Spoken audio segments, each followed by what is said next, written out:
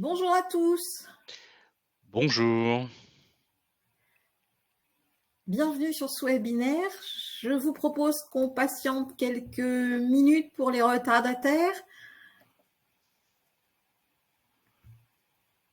Peut-être profiter de ces quelques minutes pour nous dire où vous êtes, dans quelle situation, qu'est-ce que vous attendez de ce webinaire.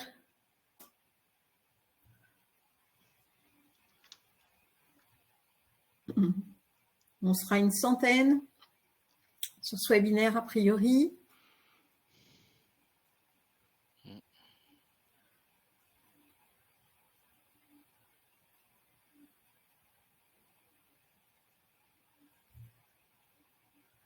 Alors Céline est en recherche d'emploi. Nathalie est en reconversion après 7 ans passés dans l'industrie pharmaceutique. Découvrir le panel des métiers de la santé, en bilan de compétences, travaille dans l'aérien et souhaite devenir infirmier. Ben, voilà, tu vas avoir de quoi, Reynald, alimenter. On va recruter tous ces gens, c'est bien.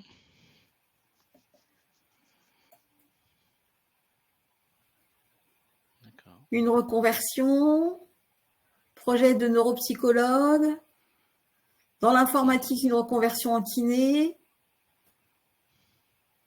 en recherche d'emploi, dans le secteur de la santé, intéressé par le métier d'aide-soignant.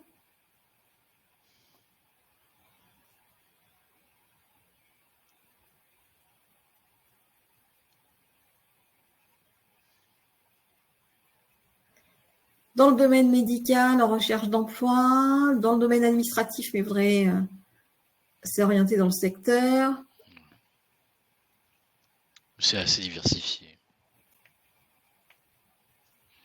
Éducateur spécialisé recherche une passerelle. Voilà, on a de quoi alimenter. Alors, je vous propose qu'on démarre ce webinaire. Donc, ce webinaire, il est organisé dans le cadre des semaines de l'évolution professionnelle qui ont lieu du 9 au 20 octobre et qui sont organisées par l'ensemble des opérateurs privés du Conseil en évolution professionnelle. Alors, peut-être quelques petites règles. Donc, vous avez la possibilité, pardon, vous avez la possibilité de nous poser des questions, soit par le petit icône question, soit par le chat. Voilà, on essaie d'y répondre au fur et à mesure de ce webinaire qui va durer 1 heure.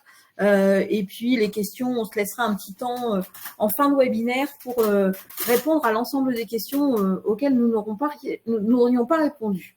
Donc je disais, ces semaines de l'évolution, elles sont organisées par l'ensemble des opérateurs, donc l'APEC, le réseau EVA, le groupement Évolution, BGE, Antea et Axis, qui sont les opérateurs du Conseil en évolution professionnelle des salariés du secteur privé et des indépendants, en lien aussi avec les partenaires régionaux et nationaux.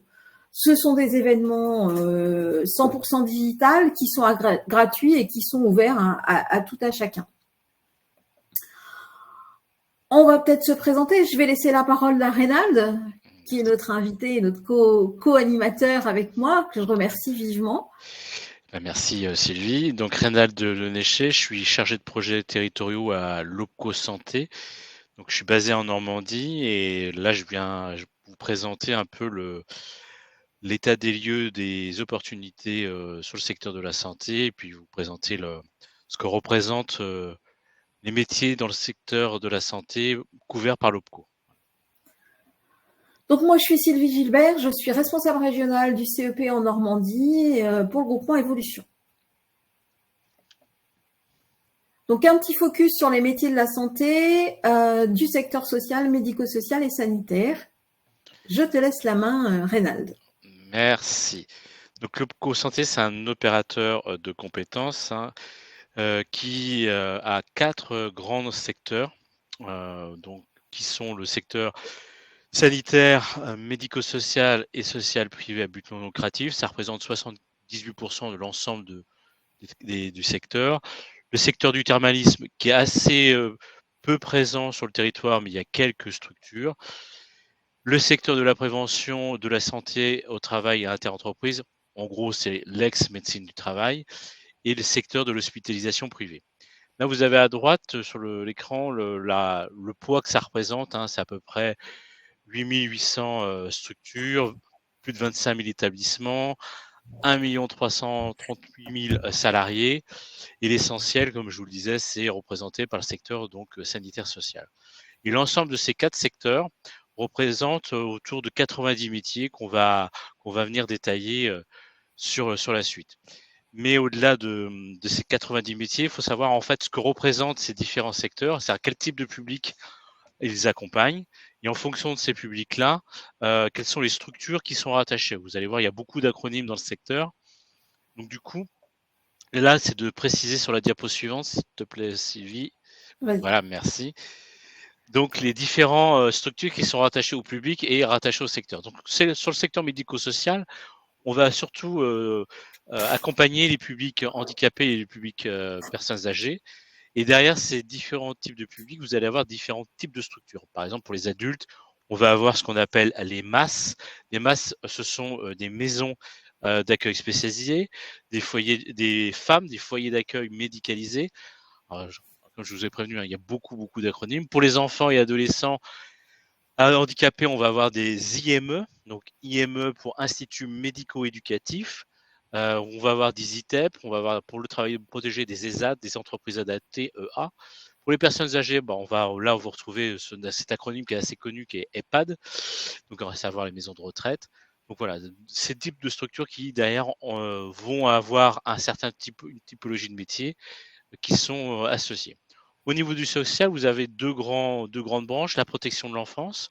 Là, on va retrouver les aides sociales à l'enfance, donc les MEX, les maisons d'enfance, les services de protection de l'enfance, les services de protection judiciaire à la jeunesse. En dessus, on va avoir les publics adultes et familles en difficulté sociale. Là, on va avoir là aussi plusieurs types d'établissements qui accueillent ces publics, les CHRS, les établissements d'accueil mère-enfant, les CPH. Enfin, voilà. Vous voyez les différentes structures. Je ne vais pas faire la litanie des différents acronymes, ça sera un peu long. Et enfin, au niveau sanitaire, on distingue là 3 types de séjours, donc court séjour, moyen et long séjour et psychiatrique. Et là, en fait, on va trouver surtout l'hospitalisation privée ou les fondations ou les associations privées. Voilà. Donc là aussi, on va retrouver également dans les moyens et longs séjours les centres de lutte contre le cancer, les établissements de soins palliatifs, les centres de rééducation. Donc on a une diversité en fait de structures, on regarde des publics qui sont accompagnés, et donc derrière ces diversité de structures, on a une diversité de métiers, à savoir, merci, donc quelles sont les activités qui concentrent le plus d'emplois? C'est essentiellement les établissements d'hébergement pour personnes âgées qu'on appelle EHPAD, hein, ça représente plus de 20% des effectifs totaux au niveau national. Ensuite, on va retrouver tout ce qui est service d'hébergement pour adultes en situation de handicap, hein, 11%, 13%. Et puis après, ça va décliner, mais l'essentiel en fait du secteur, hein, c'est essentiellement les EHPAD pour à destination des personnes âgées. Puis après, vous avez les différents types de structures qui accompagnent ces publics. Sur la diapo suivante, là, on va avoir la liste des métiers essentiellement présents dans le secteur couvert par l'OPCO-Santé. Donc sans surprise, vous allez voir que aide-soignante revient souvent dans les présentations. Ça représente 12,4% de l'effectif total des métiers exercés sur l'ensemble du secteur. Ensuite, vous avez infirmière diplômée d'État, en sachant que dans infirmière ou IDE, on a plusieurs types d'infirmières. Il y a infirmières en bloc qu'on appelle IBOD, infirmières en pratique avancée, en fait, qui sont qui ont l'autorisation ou au moins qui sont la certification pour délivrer des actes un peu plus importants, proches du médecin. Ensuite, vous avez tout ce qui est les métiers autour du service hospitalier, agent d'entretien. Là, c'est un secteur où on a 8,2% d'effectifs sur l'ensemble du secteur, qui recrute souvent dans pas mal de petites structures. Ensuite, on a accompagnant éducatif et social. Alors, ça, c'est les anciens auxiliaires de vie, donc AVS ou AMP. Et puis après, vous avez éducateur spécialisé, moniteur éducateur. Donc, c'est des secteurs voilà, où les métiers sont extrêmement présents au niveau national. Après, la répartition en France est différente selon les territoires. Mais ici, vous avez le poids de chaque métier au niveau du secteur. Voilà. Et puis, il y a les psychomotriciens, parce que j'ai vu qu'il y avait tout à l'heure une demande autour de Oui. psychomotriciens ou psychologues. Voilà. Et donc, ils représentent 1% de l'effectif, mais étant donné la masse, voilà, ça n'empêche que ça fait quand même 12 000 personnes. Donc là, on a vu donc le secteur couvert par l'OPCO-Santé, les différentes structures qui accompagnent les différents types de publics, et puis les différents métiers qui sont associés. Donc il y a une étude, donc ces chiffres-là ressortent en fait du baromètre emploi qui a été réalisé par l'OPCO-Santé en 2022. Et ce qui a été vu aussi, c'était quelles étaient les opportunités d'emploi qui allaient s'ouvrir dans les 3 ans à venir avec les départs en retraite. Alors, ce chiffre-là, bien sûr, est à prendre avec précaution parce qu'il y a eu, entre-temps, il y a eu une fameuse réforme. Donc, en gros, sur 3 ans en France, on anticiperait, je parle au conditionnel, plus de 102 000, oui, 102 000 départs en retraite. Et essentiellement sur les métiers aide-soignante, ouvriers et agents des services hôteliers, donc voilà, personnel de cuisine, agents d'entretien, agents de propreté, tout ce qui est aussi petits travaux. Ensuite, on va avoir les infirmières. Alors, il y a 2 effets qui se conjuguent en plus sur infirmières, mais on y reviendra après.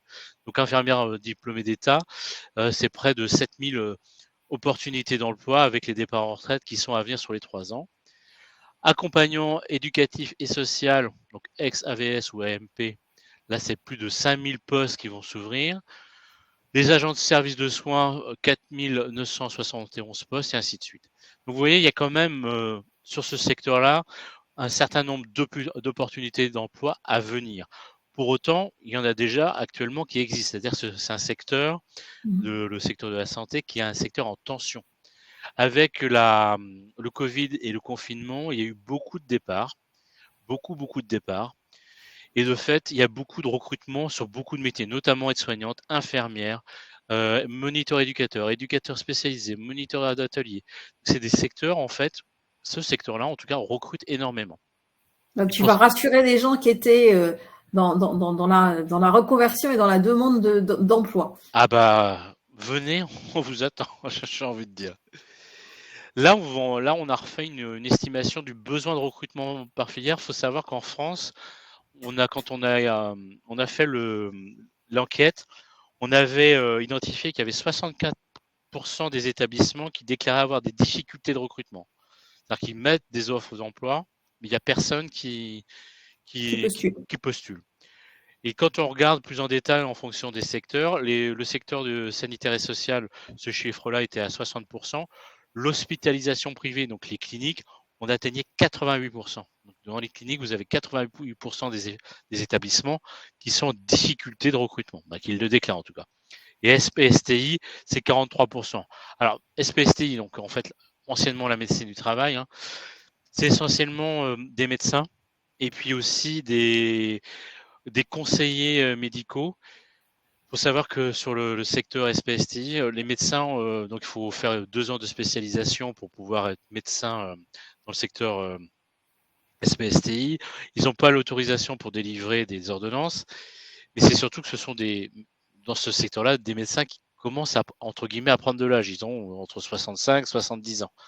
Donc il y a un renouvellement qui est à faire et qui est difficile à faire parce qu'il faut trouver les profils. Moi, j'ai pas vu qu'il y avait certains qui voulaient être médecins, mais bon, on ne sait jamais.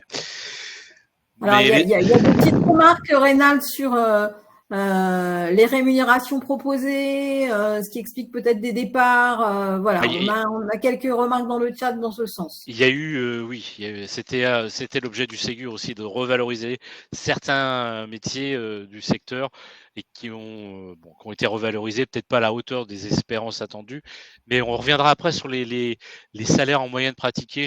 On a fait des fiches de poste, des fiches de poste. On a présenté les métiers avec des indications de salaire. Alors, j'ai pas fini sur le. Donc, en gros, sur les besoins de recrutement, c'est plus de 70 000 postes qui sont non pourvus actuellement. Et ça c'est corroboré aussi avec les offres d'emploi sur sur Pôle emploi. Alors bien sûr, il n'y a pas que du CDI, il y a du CDD, il y a de l'intérim, il y a du temps partiel. Alors il faut savoir qu'au niveau du secteur de la santé, c'est beaucoup un secteur féminisé, hein, c'est 3/4 des femmes qui sont présentes dans ce secteur-là. Euh, donc les secteurs on recrute essentiellement donc dans le soin, donc infirmières, aides-soignantes, paramédicales. Vous voyez, on a des chiffres qui sont relativement élevés. On est à 34 000, plus de 34 000 postes en besoin de recrutement dans le secteur du soin. Dans le secteur éducatif et social, on est à près de 20 000 postes. Donc essentiellement, donc sur les 16 000 postes qui sont annoncés, c'est éducateurs spécialisés, moniteurs éducateurs. Et on a également des besoins en fonction support. Je voyais tout à l'heure dans le chat des demandes par rapport aux fonctions support, donc RH, aussi tout ce qui est direction financière, parce que en fait, faut pouvoir suivre un budget, le contrôler, et c'est quand même assez contraint. Oui, contraint parce que c'est généralement des autorités de tutelle qui attribuent les budgets dans ce secteur-là. Et en sachant que dans ce secteur de la santé, c'est des diplômes d'État, donc c'est réglementé. Donc voilà, donc des opportunités dans 3 ans, des opportunités actuelles parce que il y a 70 000 postes qui sont non couverts ou non pourvus à l'heure actuelle. Donc, je vous dirais, vous êtes au bon webinaire pour trouver une opportunité de carrière. Alors, on a quelques remarques, mais Oui, on traitera peut-être les questions. Je te laisse peut-être finir ta présentation et puis oui, tout à fait. on va traiter les questions parce que c'était juste pour répondre à nos participants. Je prends en compte vos questions et on va les traiter après cette présentation. Donc, les métiers avec les effectifs à pourvoir en termes de volume qui sont les plus importants. Donc là, vous avez l'effectif en volume, et puis à droite, vous avez un petit chiffre en rouge avec en pourcentage où on a ramené le nombre de postes à pourvoir sur l'effectif total. Et là, quand c'est encadré, c'est-à-dire que là, vous avez des chiffres élevés, c'est-à-dire qu'il y a beaucoup de postes à pourvoir sur un effectif beaucoup plus restreint. Alors, ça concerne les médecins généralistes. La preuve en est, c'est qu'ils sont en grève aujourd'hui pour la revalorisation de leur coût horaire. Et puis, vous avez les orthophonistes, hein, on est à 41% en termes de tension. Donc ça, c'est des métiers qui sont extrêmement en tension. Ça concerne aussi les infirmières diplômées, donc, mais la tension est moins palpable parce que l'effectif total est beaucoup plus important au niveau de l'énumérateur. Mais pour autant, ce qu'on s'aperçoit, c'est que aides-soignantes, infirmières, éducateurs spécialisés, AES, orthophonistes, c'est des métiers pour lesquels on a des gros besoins de recrutement. Certaines formations sont accessibles sans le bac. Je pense à moniteur éducateur, par exemple. Par contre, d'autres sont, il faut un minimum avoir le bac. Pour infirmière, pour éducateur spécialisé, AES, il n'y a pas besoin du bac. Hein, il faut juste savoir lire, écrire et compter, maîtriser les savoirs de base.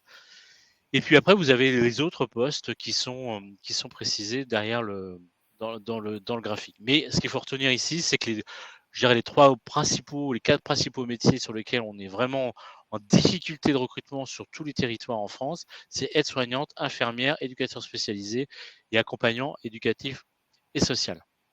Alors, on a des questions autour des transitions entre je suis ingénieur et je veux devenir médecin, les passerelles possibles, voilà. Faut faire PACES, donc faut retourner à la faculté. Faut pas. Il n'y a pas d'équivalence ingénieur pour passer par exemple en 2e année ou 3e année de médecine. Faut tout reprendre à zéro. Faut passer par Alors, le on a secteur. aussi des questions sur. Il y a Stéphanie qui nous dit orthophoniste métier en tension, mais combien de postes ouverts chaque année? Alors ils ont. Alors ça dépend des écoles parce qu'en fait maintenant c'est sur dossier, c'est plus sur concours. Donc ça dépend, mais il y a un certain nombre de postes qui sont ouverts, mais c'est sur dossier. Mais alors le nombre de postes ouverts, je ne l'ai pas en tête. Là, vous voyez, on a besoin de 2400 postes. Sincèrement, orthophoniste, donc c'est 5 ans d'études. Il faut un minimum, faut quand même un bac plus de mémoire, bac plus 3 pour y accéder. Il n'y a pas de problème de débouché, hein. On en aura besoin. Si vous avez envie de vous orienter vers le métier d'orthophoniste, vous pouvez y aller. Il y a vraiment beaucoup de besoins. Pourquoi? Parce que c'est pas uniquement les orthophonistes n'interviennent pas uniquement auprès des enfants qui ont des problèmes d'élocution ou d'articulation. Ils interviennent beaucoup auprès des personnes qui ont eu des AVC Avec- et sur de la rééducation. mais aussi auprès de personnes qui sont dans les EHPAD, qui ont eu des chocs. Donc, réapprendre à parler, réapprendre à utiliser la mémoire, les gestes, le vocabulaire. Donc il y a vraiment un métier. C'est un métier sur lequel il y a beaucoup, beaucoup de besoins. Voilà. Alors, je propose qu'on poursuive notre projection. Oui. Alors ça, c'était en Normandie, mais voilà, c'était le côté chauvin parce que je suis normand. Je suis normand. Je suis en Normandie. Donc là, vous avez une illustration pour la Bretagne et la Normandie des besoins de recrutement sur 2 régions. Donc, vous voyez, c'est pas des besoins qui sont insignifiants. Infirmière, c'est plus de 600 postes. Aide-soignante, c'est pas de 4 postes. Sur le territoire normand, en Bretagne, c'est pareil. Donc, voyez, et ça, Alors, c'est la même tendance sur les autres territoires. est-ce que ces chiffres-là, on peut les trouver sur un observatoire de l'OPCO On a un observatoire, normalement, il est accessible sur le site internet de l'OPCO. Voilà. Pour donner, puisque là, on a un focus sur 2 régions, mais pour que les gens puissent éventuellement Oui, bien sûr, oui. se référer. Donc au niveau là, on va passer aux différents métiers. Donc à chaque fois, on a détaillé les missions du métier, les qualités requises, la formation nécessaire et l'évolution professionnelle. Donc aide-soignant, principalement, alors ils interviennent soit en EHPAD, soit dans des structures auprès de personnes handicapées. Donc c'est d'assurer les soins de prévention, c'est d'être aussi de veiller au confort physique et moral, de transmettre les observations à l'équipe de soins. Ils sont en appui des infirmiers, en appui de l'équipe médicale. Et puis en termes de qualité requise, de l'écoute, le sens du relationnel. Faut accepter de pouvoir faire la toilette de personnes âgées, de toucher des corps, voilà, des fois un peu meurtris.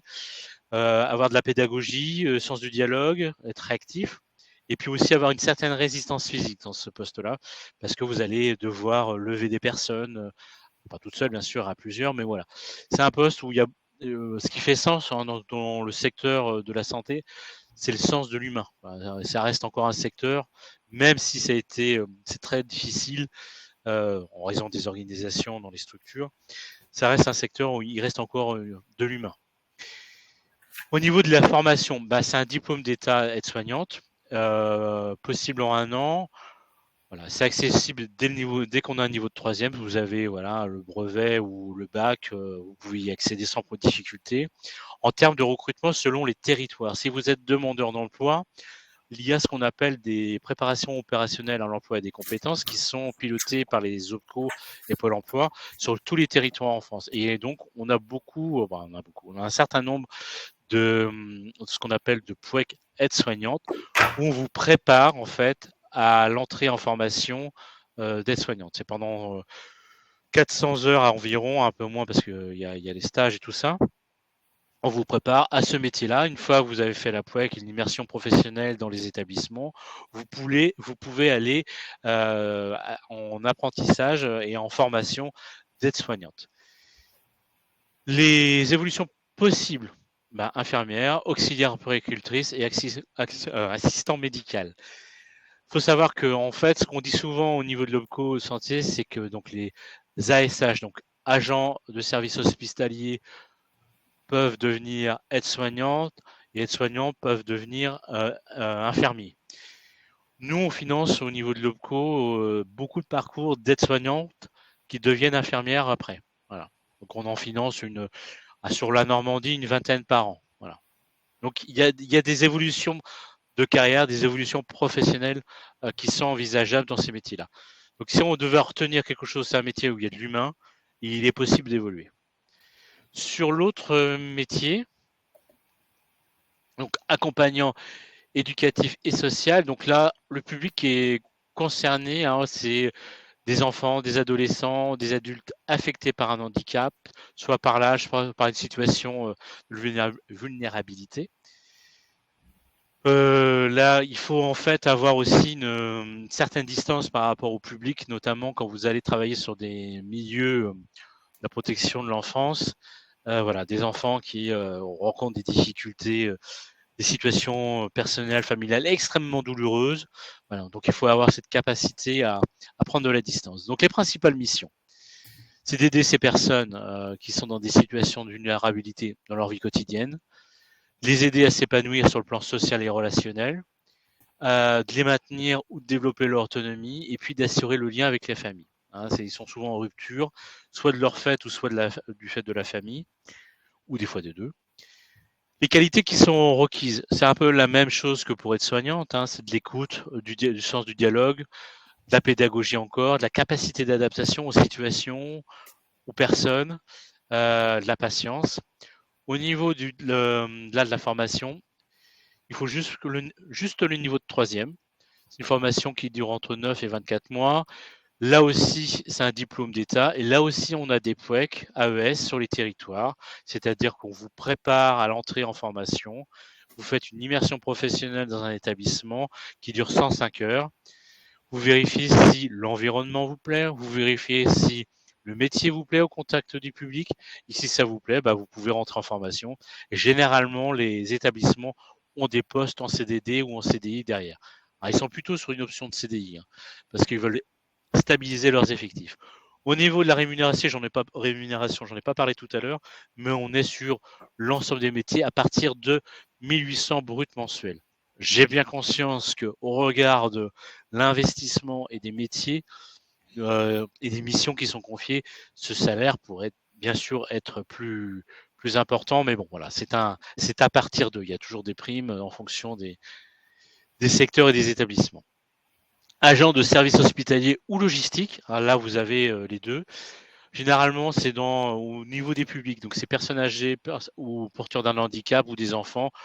Le milieu dans lequel vous évoluez, c'est surtout le milieu hospitalier, hein, plutôt privé généralement. Donc là, vous faites l'entretien des locaux, vous accompagnez aussi les personnes dans les gestes quotidiens. Vous êtes aussi en appui d'aide-soignante, des fois ça peut arriver, hein, des équipes médicales, et vous participez au maintien à l'autonomie. Donc c'est des missions qui sont assez diversifiées. C'est un poste qui est relativement accessible, soit par CAP, BEP dans le secteur sanitaire et social, et accessible après une expérience professionnelle dans le secteur. Il n'y a pas besoin de diplôme en fait, en dehors du CAP. C'est-à-dire que là, vous pouvez vous présenter dans un établissement qui cherche des ASH, ils vont vous former sur le métier en direct. Les qualités requises, c'est les mêmes que sur les deux précédents métiers. Et les évolutions professionnelles possibles, c'est aide-soignant ou chef d'équipe des ASH. Voilà. Et là, au niveau du salaire, on est pareil sur une moyenne de 1800 bruts au niveau national. Voilà. Infirmier. Alors, infirmier, donc là, l'émission, c'est essentiellement du soin. Hein. Vous réalisez, c'est l'entretien courant dans les établissements de santé et de soins, publics ou privés. Vous accompagnez la personne dans les gestes quotidiens. Vous pouvez effectuer les services hôteliers, c'est-à-dire la distribution des repas et les collations. Donc ça, c'est auprès des patients, c'est en renfort des équipes s'il y a des effectifs en moins. Vous participez aussi à l'autonomie des patients, mais vous êtes surtout sur du soin. Voilà. Le niveau, je pense qu'il y a une erreur au niveau du titre et du titre par rapport aux missions, mais en fait, là, infirmier, on est plutôt sur un bac plus 3 diplôme d'État. La diapo est pas bonne, Sylvie. Oui. Il y a Donc, une coquille. ouais, elle est grosse en plus, parce qu'on est plus sur de 2000 euros au niveau du salaire brut. Donc, les infirmiers, on est vraiment plutôt sur du soin. Il faut avoir le bac pour pouvoir accéder à l'école. Donc, c'est les IFIS qui font les formations. Ça dure 3 ans et c'est pareil, c'est sur dossier. Et les évolutions, donc vous êtes infirmière, vous pouvez devenir infirmière puéricultrice avec 2 ans de spécialisation. Vous pouvez devenir IBOD, donc c'est infirmière en bloc. Ou alors IPA, c'est-à-dire des infirmiers qui sont en pratique avancée. Vous êtes en capacité pour délivrer des ordonnances et des actes médicaux. Proche, je dis bien proche, mais c'est pas celui du médecin. Donc après, voilà les possibilités qui existent. Moniteur éducateur. Là, vous êtes sur des fonctions d'animation, de prévention d'éducation auprès des adultes et des jeunes en difficulté. Donc là, on va être plutôt sur le secteur de la protection de l'enfance, des enfants qui sont placés. Là, vous allez travailler aussi dans des structures, donc des internats, des hôpitaux, des associations, auprès des personnes en situation de handicap, voilà, avec des personnes qui ont des addictions, des difficultés sociales, voilà. C'est un diplôme d'État, moniteur éducateur, qui est réalisé en 2 ans. Vous pouviez accéder donc par organisme de formation classique, c'est sur dossier. Les qualités requises, c'est de l'écoute, sens du dialogue, la prise de recul, beaucoup de prise de recul dans ce secteur-là. Et les évolutions possibles, c'est éducateur spécialisé, éducateur technique et éducateur de jeunes enfants. Ce qui se passe à l'heure actuelle, c'est que les moniteurs éducateurs sont ce qu'on appelle faisant fonction d'éducateurs spécialisés, c'est-à-dire qu'ils font les moniteurs éducateurs spécialisés. Pourquoi? Parce qu'on manque d'éducateurs spécialisés dans le secteur. Et quand ils passent moniteur éducateur vers éducateur spécialisé, on déshabille Paul pour habiller Pierre et inversement. Et donc, du coup, on a besoin des deux métiers à l'heure actuelle sur l'ensemble du secteur, moniteur éducateur et éducateur spécialisé. C'est des métiers qui sont pareil, où l'humain est au cœur du métier, de la relation, et vous êtes amené à rencontrer des enfants, des adultes en grande difficulté, en grande détresse affective et sociale.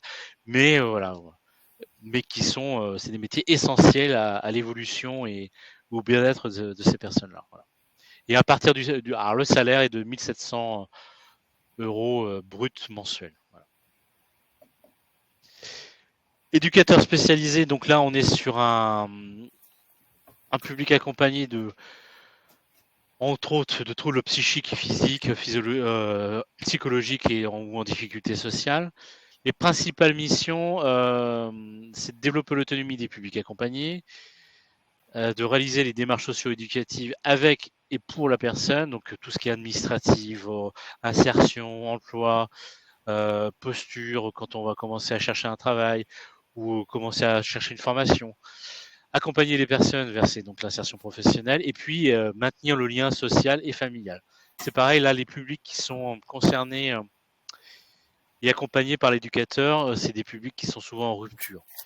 En termes de qualité, voilà, pareil, de l'écoute, du sens du relationnel, gestion du stress, ça c'est important parce que vous êtes sur des situations des fois très tendues, des enfants qui peuvent être violents, qui peuvent fuguer, qui peuvent être, ils sont en détresse psychologique et affective, donc des fois c'est un travail passionnant, mais voilà, il faut aussi aimer le goût du travail en équipe parce que l'ensemble de ces métiers-là, vous n'êtes jamais seul, vous êtes toujours en travail en équipe. Il y a beaucoup d'échanges d'informations et le sens des responsabilités.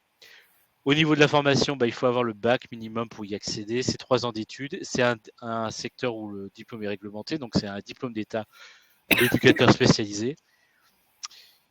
Et en termes d'évolution professionnelle, là, vous pouvez à la fin finir directeur d'établissement social privé ou conseiller conjugal et familial.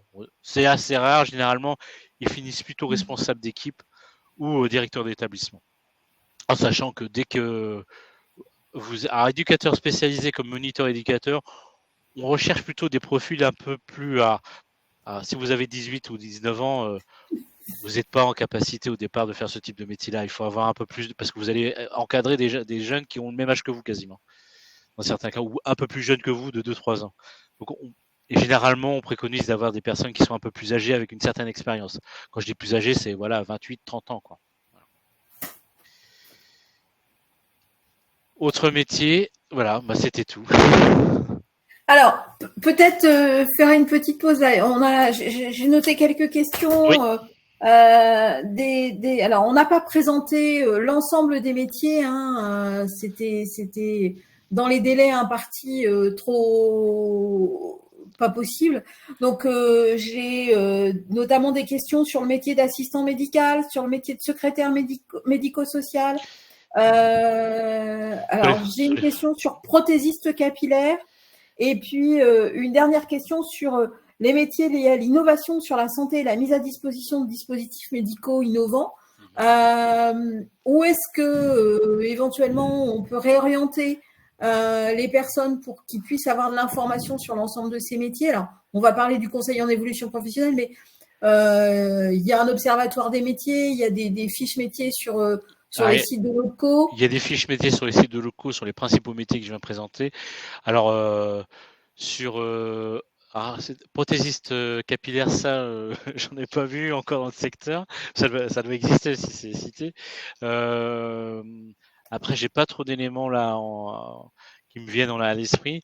Sur toutes les fonctions support, assistance médicale, oui, il faut s'orienter après vers les organismes de formation qui proposent ce genre de formation. Il faut savoir que sur les fonctions support, donc assistante médicale notamment, RH, on a quand même un certain nombre de départs en retraite qui sont quand même à venir et qu'il faut remplacer. Alors, notamment, je pense aussi dans le secteur de la médecine du travail. Il y a peu de postes, mais il y en a quelques-uns. Donc, tout ce qui est être en relation avec le patient, la gestion administrative des dossiers.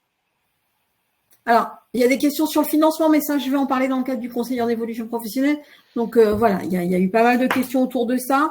Financement, ça dépend, parce que financement, si vous êtes demandeur d'emploi et que vous voulez faire une préparation opérationnelle, une POEC, en fait, AS, AES ou ASH, vous n'avez rien à payer. Et dans certaines POEC, quand vous n'avez pas le permis, au niveau de l'OPCO, en fait, on propose la prise en charge du permis. Mais vous avez 50 heures, mais ces 50 heures-là ne vous suffisent pas à passer le permis.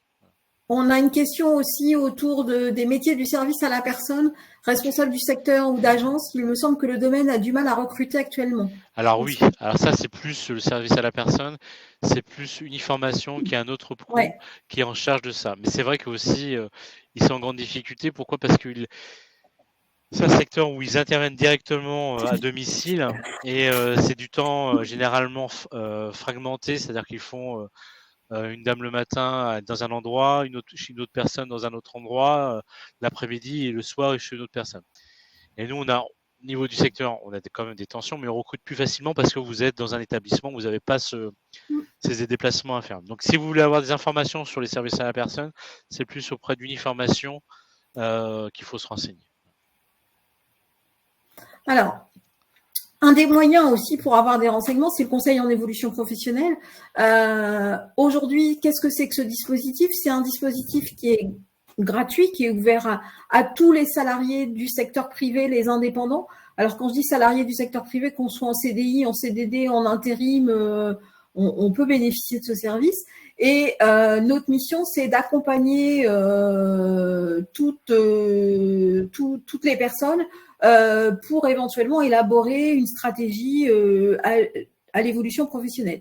Donc, on est vraiment là pour vous accompagner tout au long de votre vie professionnelle sur j'ai envie de changer, j'ai envie d'évoluer, j'ai envie, j'ai vu tout à l'heure dans le chat éventuellement de la VAE, etc.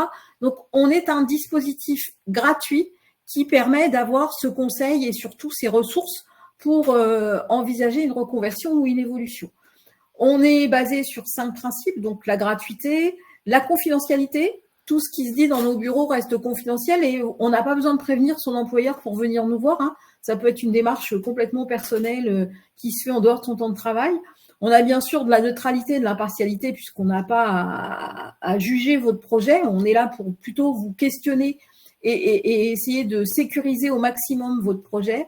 Et puis, on est accessible puisque on est implanté partout sur le territoire et avec des horaires d'ouverture relativement larges. Aujourd'hui, le CEP, il est porté par différents opérateurs. Donc, Cap Emploi, si vous avez une problématique de santé et qui va nécessiter une reconversion, par exemple. Les missions locales pour les bénéficiaires de moins de 26 ans. Les demandeurs d'emploi qui vont plutôt s'adresser via Pôle emploi, qui est le service habilité. L'APEC pour les cadres. Et puis, un certain nombre d'opérateurs privés, donc Axis, EVA, la BGE, Antea et Groupement Évolution, qui vont s'occuper de l'ensemble des autres salariés.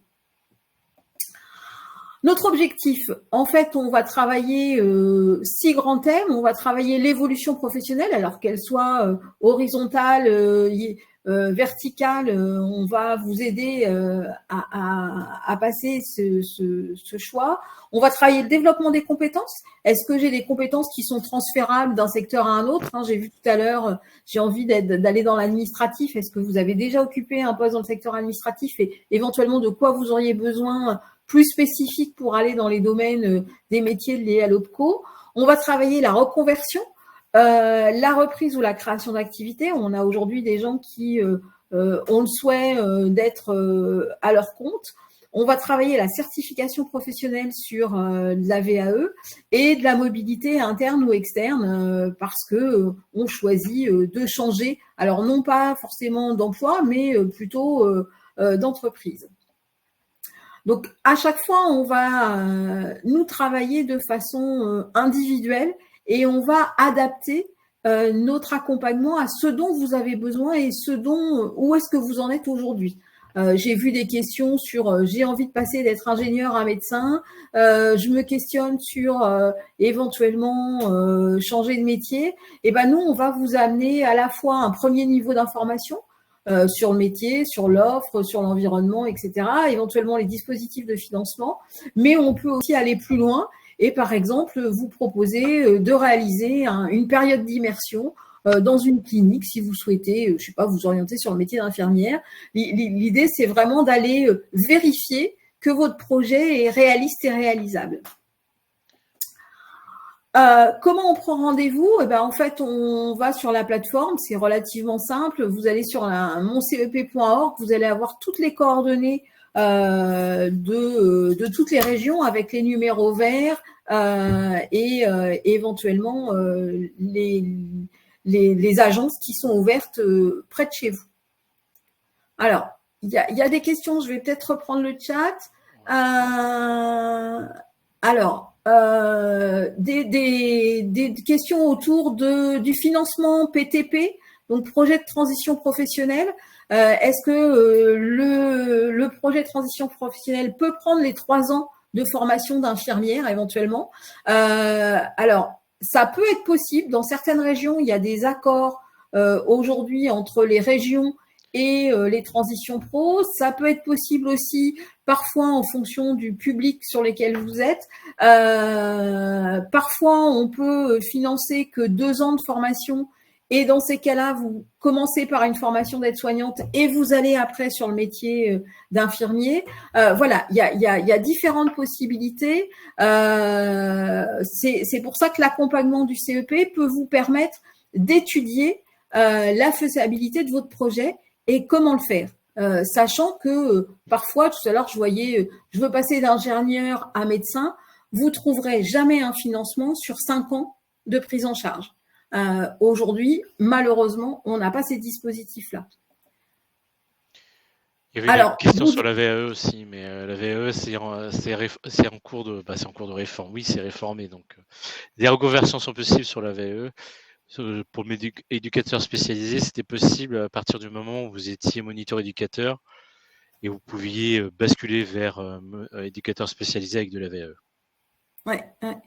Alors, on a une question aussi. Est-ce qu'on a des sites autres que l'APEC pour des postes de directeur d'établissement médico-social?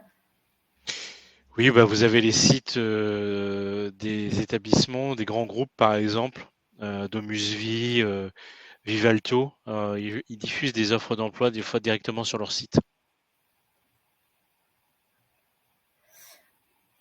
Alors, on a Julie qui nous dit une formation longue type Bac+5 psychologue, sont-elles raisonnement finançables sur la durée? Je vous dis non tout de suite. Aujourd'hui, on ne financera jamais un projet de formation sur 5 ans.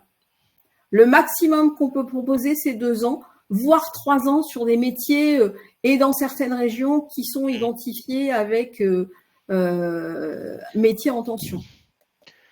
Il y avait une question aussi d'une dame qui a 51 ans, qui était avec 25 ans d'expertise dans la comptabilité. Donc il n'y a pas de critère d'âge, il n'y a pas de frein en fait. Pour être soignante, le seul problème c'est l'aspect physique. Il faut quand même porter des personnes qui peuvent être parfois un peu en surpoids. Donc il faut quand même avoir une bonne capacité physique. Donc tout ce qui est troubles musculo-squelettiques est à prendre en compte. Et pour éducateur spécialisé, il faut juste faire les 3, juste entre guillemets, parce que je dis ça, il faut avoir les 3 ans, le diplôme d'État pour être éducateur spécialisé. Mais là, votre conversion, il n'y a pas de limite d'âge par rapport à ça. Là aussi, on vous conseille de venir voir un CEP pour faire ne serait-ce qu'une période de mise en situation professionnelle. Ça peut être de se rendre compte si physiquement, on est en capacité de faire ce métier. Alors, on a une possibilité de faire des PMSMP sur une durée varier en fonction si on est demandeur d'emploi ou salarié, mais ça peut être là déjà un premier challenge de se dire bah, je pars sur ce type de métier, mais est-ce que physiquement je suis en capacité de le faire? Alors, j'avais vu une question aussi sur l'apprentissage. Aujourd'hui, effectivement, hein, l'apprentissage est ouvert. Alors, l'apprentissage ou l'alternance, parce qu'on n'a pas que le contrat d'apprentissage, est ouvert jusqu'à 30 ans. Donc, là aussi, on peut commencer peut-être par un apprentissage et après passer sur un autre dispositif. Donc, tout ça, ça se construit en fait. Et c'est bien ça notre message, c'est de vous dire, il est important de préparer et de mobiliser différents dispositifs qui peuvent être mis à contribution pour monter votre projet. Alors, nous n'avons pas parlé des métiers de la pharmacie. Je te laisse répondre. On en a, oui, on couvre quelque peu la pharmacie, mais c'est pas des métiers sur lesquels on a beaucoup de tensions concernant l'OPCO. Alors, il y avait une question aussi autour de c'est quoi la différence entre le projet de transition professionnelle, donc le PTP, et le dispositif d'émission reconversion.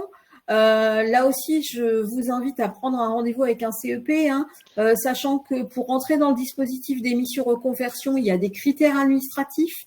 Il faut être en CDI, il faut avoir travaillé 5 ans en continuité. Donc, alors pas forcément dans la même entreprise, mais il faut tout de même qu'il y ait 5 ans de continuité. Et ce dispositif, il peut permettre de démissionner et de percevoir des ARE et donc d'aller en formation. Mais là aussi, vraiment, je vous invite de toute façon sur le dispositif d'émission reconversion, c'est obligatoire de consulter un CEP pour bien vérifier que vous êtes dans les clous et surtout de ne pas démissionner avant d'avoir l'accord de la commission. Il y avait une question sur une personne qui n'a pas le bac et qui voudrait faire des études d'orthophoniste. Donc l'accès, contrairement à ce que j'ai dit tout à l'heure, pour l'orthophoniste, c'est sur dossier, mais c'est à partir du bac. Et quand on n'a pas le bac, on peut passer le DAE, ce qui est un diplôme d'équivalence universitaire, et qui vous permet d'accéder. Dans certains cas, et en fonction là aussi de votre expérience professionnelle passée, peut-être de passer par la VAE pour valider un titre de niveau, alors maintenant on dit plus de niveau 4, mais de niveau... C'est inversé, 3. 3, voilà, j'étais en train de chercher. Donc voilà. Qu'est-ce qu'il y avait d'autre? Je regardais les questions. Y a-t-il des offres d'alternance pour les plus de 30 ans? Alors, c'est compliqué. Oui, si vous avez une reconnaissance travailleur handicapé, ou si vous êtes demandeur d'emploi de longue durée. C'est des cas très particuliers. Et sur de la professionnalisation, dans des contrats, dans des périodes de professionnalisation, on peut aller au-delà des 30 ans. Pour devenir aide-soignante, oui, c'est sur concours, et le niveau d'études, c'est niveau 3. Est-ce que vous avez d'autres questions? Est-ce qu'on a balayé un petit peu l'ensemble des questions? Je regarde un petit peu.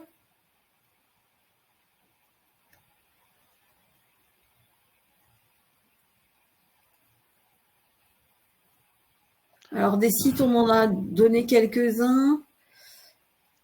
Alors, on a des exemples là, de gens qui ont pu bénéficier d'un PTP pour devenir infirmière alors que... non, psychomotricienne alors qu'elle était dans ingénieur. Donc, voilà.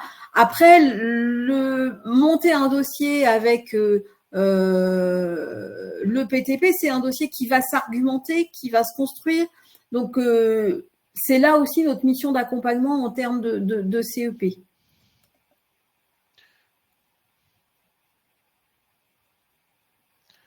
Sur les contrats de professionnalisation, il n'y a pas forcément de limite d'âge. Il y a une préférence qui est attribuée aux demandeurs d'emploi de moins de 26 ans. Plus vous avancez en âge dans le contrat de professionnalisation, plus pour l'établissement, la structure qui vous accueille, c'est entre guillemets, même s'ils ont partiellement des Alors, aides, c'est pas les mêmes critères. Voilà. il y avait une question sur le métier d'assistante sociale. Est-il un métier en tension? Alors, j'ai pas les chiffres en tête. Je, je préfère pas vous donner de réponse, je sais pas. Je vais pas vous dire de bêtises. Il y a Elena qui nous demande est-ce que l'auxiliaire de vie et l'assistante maternelle font partie du secteur de la santé? Non, ça fait partie plutôt d'uniformation, de service à la personne. Alors, il y a une question aussi. Avez-vous un lien permettant de retrouver toutes les informations échangées ce jour? Alors, pour information, et je l'ai mis dans le chat, hein, le PowerPoint ne vous sera pas adressé. En revanche, il sera disponible en replay après la fin des semaines de l'évolution professionnelle. Donc, Alors, on me pose une question s'il faut un diplôme spécifique pour intégrer les fonctions RH dans le secteur de la santé. Bah non, il faut un diplôme, faut quand même soit une licence RH, droit social, avec du droit social, parce qu'il y a quand même pas mal de de choses, réglementation. de réglementation. En dehors de ça, non, il n'y a pas, par exemple, un master RH spécifique, santé sociale. C'est des fonctions RH classiques, quoi. À partir de les licences, vous pouvez le faire. Alors, il y a Kirsty, alors je suis désolée si je prononce mal votre prénom, qui nous dit on peut faire plusieurs essais de métier avec le CEP, soit sur un même métier dans différentes structures, soit sur deux métiers si on hésite entre les deux. Tout à fait. On peut vous signer plusieurs PMSMP, au contraire, pour vérifier votre projet et de faire ce que moi j'appelle un plan A et un plan B.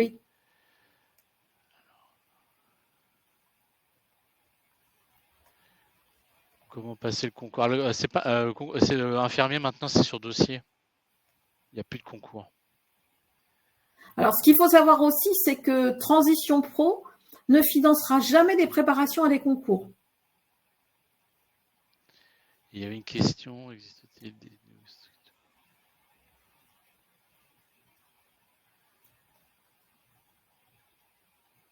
La durée max pour une immersion, bah minimum c'est Une une une journée journée. jusqu'à 2 semaines.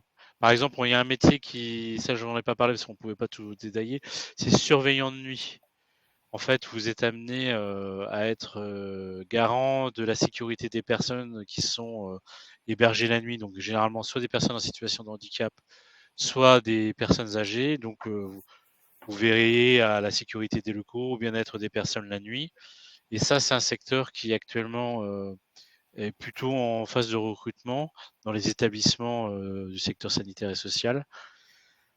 Voilà, il faut aimer travailler la nuit, il faut aimer travailler seul. Voilà, c'est un peu les contraintes. Alors, il y a Olivier qui nous demande si on peut faire une mise en situation sur un métier d'infirmier par rapport au secret médical. Bien sûr. Aujourd'hui, alors après, il faut trouver la structure, il faut trouver le service qui accepte, mais c'est un des métiers où on n'a pas du tout de souci pour faire une mise en situation. Question. Alors, il y a Nicolas qui nous dit la PMSMP conclut pour une durée d'1 mois maximum. Alors attention, c'est pas tout à fait la même chose pour nous dans le cadre du CEP. L'immersion en service de santé est tout à fait possible, bien évidemment.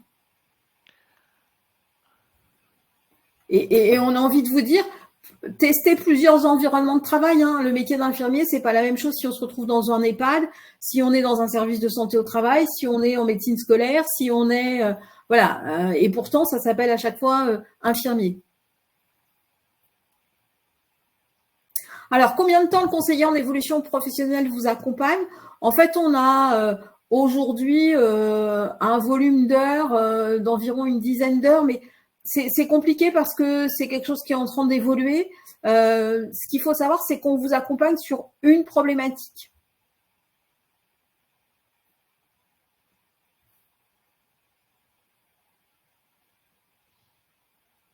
Je regarde s'il y a d'autres questions qu'elle n'en a pas répondu.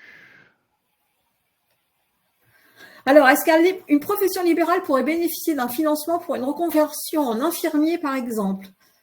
Alors, il y a effectivement possibilité pour certaines professions libérales, puisque vous avez aussi un OPCO, de bénéficier de formation et de financement.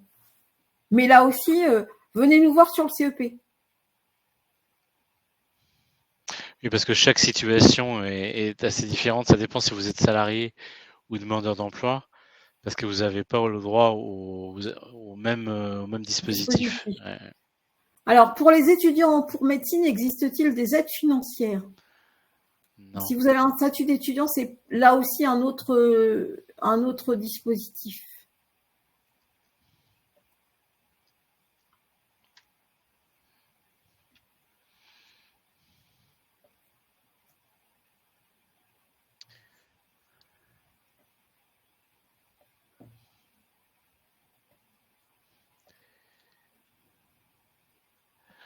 Alors, il y a Caroline qui nous demande, est-ce qu'on peut faire une immersion pendant une journée ou deux alors quand on est en longue maladie? Oui, la seule chose, c'est qu'il faut avoir l'accord de la CARSAT pour que vous puissiez bénéficier de ce service-là. Mais c'est dans les textes possibles. Alors après, c'est un petit peu plus compliqué, mais c'est tout à fait réalisable. Et dans ce secteur, il faut avoir ses vaccins à jour. Oui. Je le dis parce que des fois, on a des gens qui arrivent c'est vrai. sans vaccin.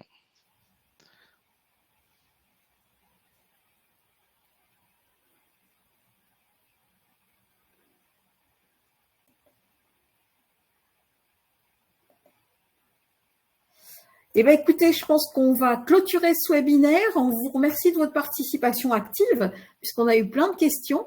On espère avoir répondu à vos demandes et surtout, n'hésitez pas à venir nous contacter. Merci à toi, Reynald, pour avoir accepté cette invitation. Merci pour l'invitation. Puis j'espère que j'ai été clair et apporté des éléments de réponse, en tout cas, un éclairage. En tout cas, on vous attend hein, si vous voulez venir travailler dans le secteur de la santé. Belle journée à vous tous. Merci. Merci.